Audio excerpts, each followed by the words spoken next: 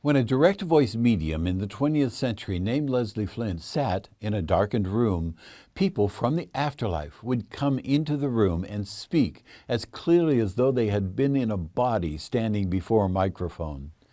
In this first video in a series containing these recordings, you will hear people now living in the afterlife speaking about what happened to them during and after they made their transition into the afterlife.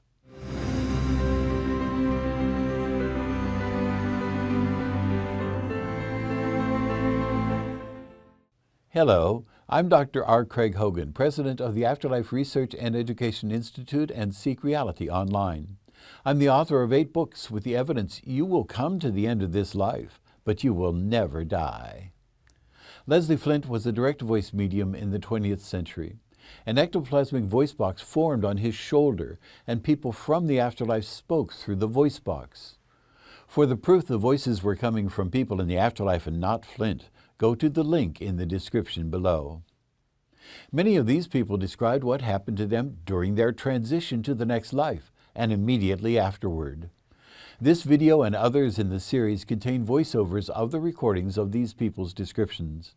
I'm using voiceovers instead of the original recordings because the original recordings are not as clear. The first is the recording of a man named Alfred Frost speaking from the afterlife. Frost said that he was in his garden when he felt a bit odd. Then he died. His daughter came to see where he had fallen and, seeing him lying on the ground, dropped the cup that had been in her hand and screamed. Then he saw his wife, but she had passed away years before and looked so young that it took him a while to realize it was her. This is a voiceover of his account. All I remember was feeling a bit giddy, and that was it. I remember my daughter. She came out to the garden to call me for a cup of tea, and she saw me lying on the path there. Of course, by that time I was gone, you see. I could see her. I stood there, and it dawned on me almost immediately what had happened, and I have been told since that sometimes people don't realize they're dead, but I knew almost, well, instinctively or whatever it is. I could see myself lying down on the path, and I saw my daughter come out, and she saw me lying there and she let out a yell. She dropped the cup and saucer and ran down. And, of course, by that time I was gone, you see. But oh, there was a set too. Of course I was living with my daughter, you see, my married daughter. My wife had passed over some years ago, and I remember only too well, just after my daughter found me, my wife appeared to me and she was all smiling. Like a young girl she looked. At first I didn't even recognize her. That was the funny part about it. And I suppose of course, in my own mind I had always thought of her as an old lady, you see. It took me quite a few, I suppose, minutes of time. I don't know how long it might have been, before I gathered my wits and realized who it was. Oh, it was a do that day, I tell you. Of course they came and carried me inside and, oh dear, and my son-in-law, he was there. Actually, he'd been out, you see, and my daughter was all on her own. He was out somewhere. I think he'd gone to a match or something, if I remember right. Of course, there was a proper to-do. And then they took me away and, oh, of course, then there was a funeral and I always remember my daughter coming out into the garden, and she picked some roses, and she put them on my coffin. The second speaker from the afterlife is a little boy named Russell Byrne, who transitioned to the next life at the age of 9. He came through a mental medium named Deborah Moore to speak with his mother, Gwen Byrne. Russell describes what happened after his body died. This is a voiceover narration of his account from the book Russell, a book by Gwen Byrne that contains Russell's descriptions of his transition from this life and his life in the afterlife. Russell begins in the moments after his body died. But there in front of me stood the most beautiful, beautiful lady, and she was very beautiful, Mum. She was dressed in a long blue robe, and upon her head she had a long white, not a cloak, but like a sheet. Very much like the robes the Jewish ladies used to wear about 2,000 years ago. Her name was Maria, and when she spoke, She spoke in such a lovely voice, Mum. It was as if in her voice I could hear the sound of waterfalls and tinkling bells. Truly, that was her voice. It was so magical and so lovely, and around her there shone a great light, and she had a most beautiful smile upon her face, and she came forward to me, and she said, "Come on, Russell." And she held her arms out to me, her arms outstretched, and said, "Come, Russell, come with me. It is time for you to go. It is time for you to come with me, to leave this earth and come back to your true home." I asked about you and about Dad, and I said, "I would like to say goodbye to Mum or Dad." And she said, "That is not necessary, not now. For you will not lose them, and they will not lose you, and we will bring you back many times to see them, so you will not have lost them." And she said, "Come, Russell, come now." I said, "But I cannot move. I am so tired." She said, "Move, Russell, try to move." And of course I tried to sit up, and Mum, I could sit up.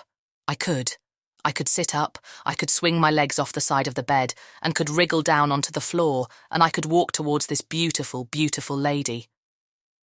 I looked round, and I looked behind me, and there was me. I was lying on that bed, and yet I was standing here just the same as I was on the bed, like a mirror reflection, really, beside this beautiful, beautiful lady, and I looked at me that was, and I looked at the beautiful lady, and I looked at me that is now, and I just didn't understand. She smiled because she could read my thoughts, you see. We didn't need language anymore for in spirit, as you think it, so the person you think the thought to hears it, picks it up, like a kind of telepathy on the earth. That's the way we communicate. We have no need of language.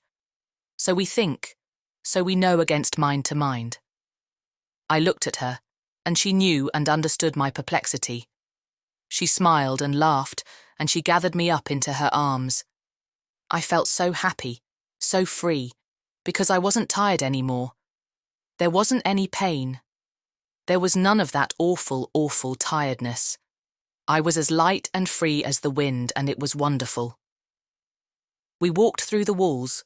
We just walked. Slowly, as we walked, I noticed that she was making me laugh, and she was making me feel happy and free and full of life.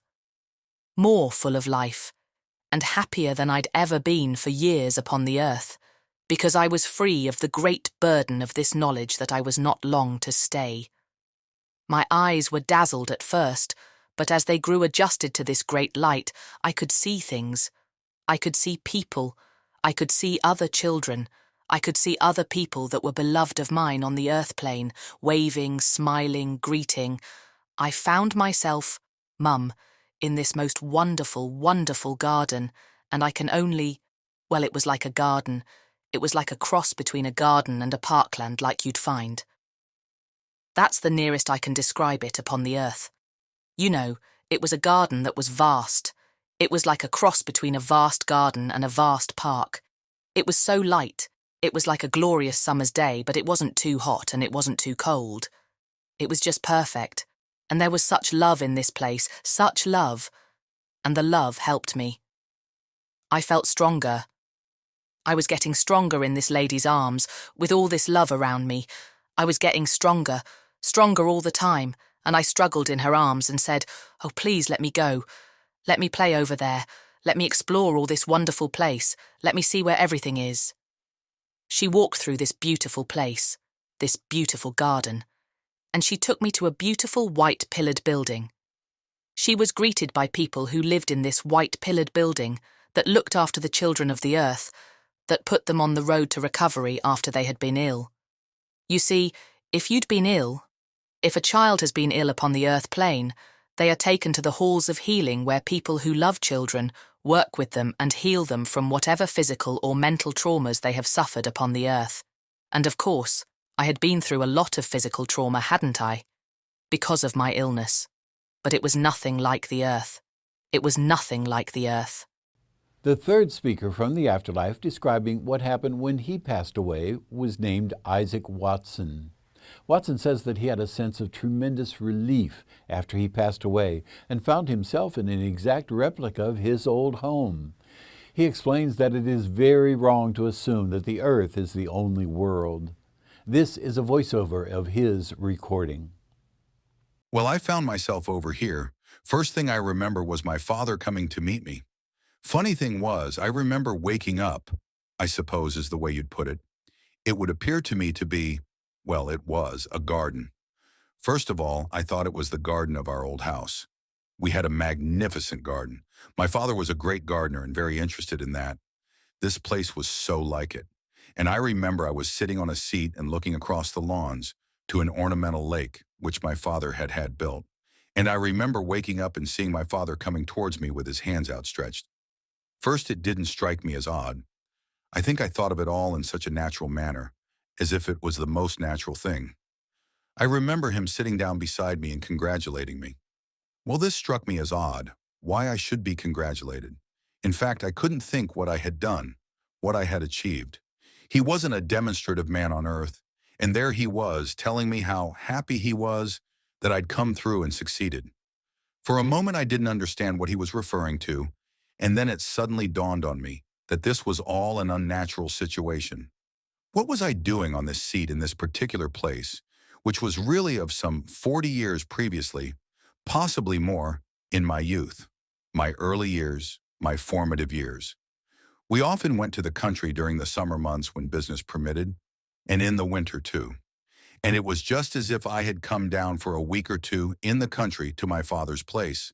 And it struck me as being so strange because it was as if I could remember at that particular moment that I had been much older and that I was lying on a bed and that I was and had been for many months suffering a great deal with my lungs and chest, having great difficulty with breathing. But here I was, as natural, and breathing as easily as I had done in the old days. And my father said, "You know, you're now out of it all." And it began to dawn on me that this was an unreal situation. But what he meant was that I was out of the old life, and I couldn't help thinking to myself, well, I can't be dead.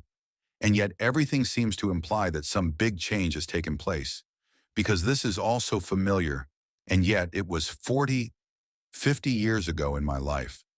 Then I thought to myself, well, how could it be this place?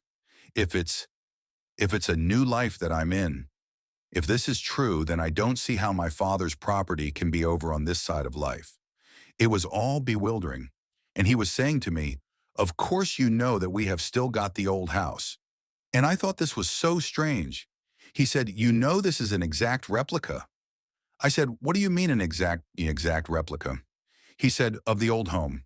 And I could see, of course, that it evidently was a replica. Although to me it seemed identical, I thought it was the house, but I knew that it couldn't be. And he said, let us go in and see the others. And I said, others? What others? And he said, oh, Mother and Simon. Simon was a young brother, by the way, who passed in infancy. And when he said Simon, it didn't mean a thing to me. I said, Simon, Simon, who the deuce is Simon? He said, Simon is your brother. Don't you remember the baby brother who died when you were about 3 or 4 years old? I said, Simon? I didn't remember any of this. Anyway, we went into the old house. It was exactly the same. Everything about it was the same. The same furniture, the same statues, the same mantel shelf. Everything was identical in the drawing room. The piano was there, and I could see, as it were, as if I were going back more than 50 years, all perfectly reproduced. And there was my mother, looking so young, so very young, and I hardly realized at first that it was she.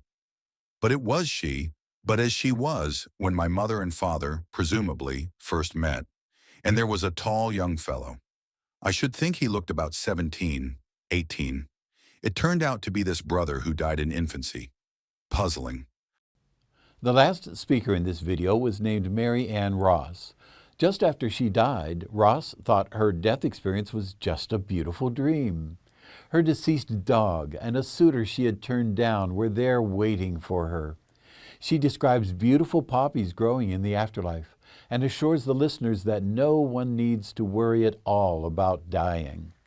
She begins by describing what she experienced immediately after she made the transition from her body and left the earth plane. But it's very odd.